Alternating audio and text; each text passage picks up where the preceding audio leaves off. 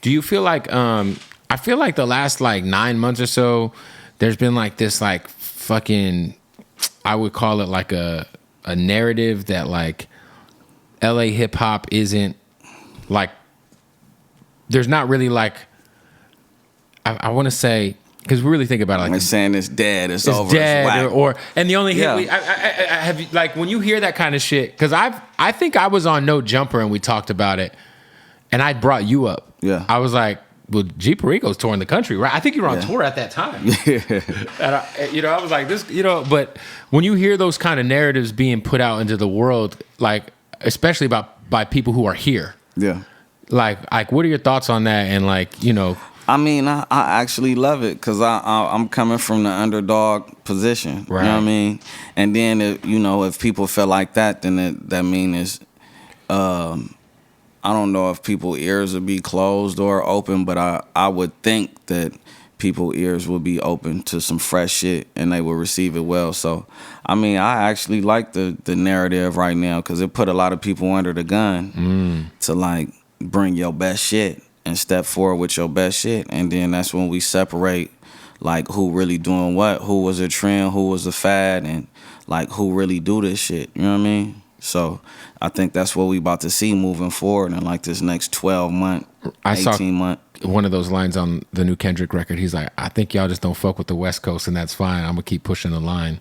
Yeah. And I feel like that's some real shit. Yeah, that's true. Because there's a lot of people who live here on the music industry side, they ain't from here, and they really ain't fucking with, like, you know what I'm saying? It's like they could live here, but they're from New York or they're from Atlanta, and like the LA scene, I don't know if it's just like, it just feels like there's always like a negative connotation when you talk about LA hip hop to these out of town dudes. Like, yeah, I mean, it's something that I really don't understand because I mean, 99% of motherfuckers is still in some form of the culture from Los Angeles or the Bay. You know what I mean? And the Bay. Yeah.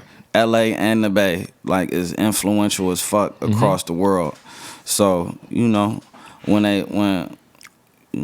people say that, it's kind of like stupid when they say it because it's like you've got a piece of Los Angeles in you some way, whether you're saying you a Crip, a Blood, the slang, or coming to live out here, you know what I mean? All of you fucking with the Los Angeles culture, period. So, but I get it with the music. Like, people definitely do need to step it up, you know what I mean? Because I would say a lot of motherfuckers do sound the same right now. You know what I mean? It's lazy.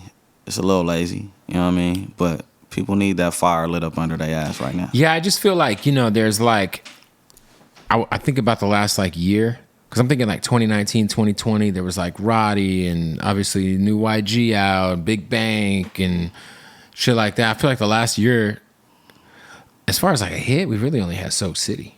Yeah. Like a hit. Like a hit. Like a for real hit. Yeah, 310 holding it down right now. I think a lot of people just trying to figure it out, man. You know what I mean? And there's no like the shit, like that shit was recorded on iPhone. You know what I'm saying? It's like there's no like fucking formula, like, you know what I mean? Right. It's just people just got to put up shots. And like you said, just be different. Like everything that's popped out of LA has been different. Glass, different. Roddy was different. You know what I mean? Like Kendrick, different. Right. So, yeah, I don't know, man. I just think like... Yeah, motherfuckers scared to shoot right now or something. I don't know what it is, but we coming, man, full-fledged, full For you, speed. is it that Put like... your 3D glasses on. When you get the feedback and you get the fans like reaching out in these other regions of the country, does that like push you to like keep on like... Just because I feel like it's easy to get comfortable if you go to Vegas and do a show, or you go to San Diego and do fucking F6 or Park, or you go to the Bay. It's like easy to just get comfortable because you're like, well, shit, I'm making my little ends on, you know, off this rap shit doing in my area. Yeah. But like it's almost like, well, how do you get to Detroit? How do you get to Atlanta? Exactly. And that's been the goal, you know what I mean? And it's actually unfolding. But yeah, the people getting comfortable, that's one thing that LA people do. Like, our culture is hang and bang, you know what I'm saying? Make a few dollars, but I mean, the way I look at it, bro, it's so much more to conquer, and there's so much more to do. And I know if it's one person, we got a nice audience in DC. Like we be sold out there back East Coast. So if it's one person that say they inspired and I'm helping them with their life or get through certain shit, then I know shit I could get 100,000 people back that way. Got to just put the work in. So, you know, I'm definitely not satisfied with the local run, especially when the West Coast market is like fucking 50 places.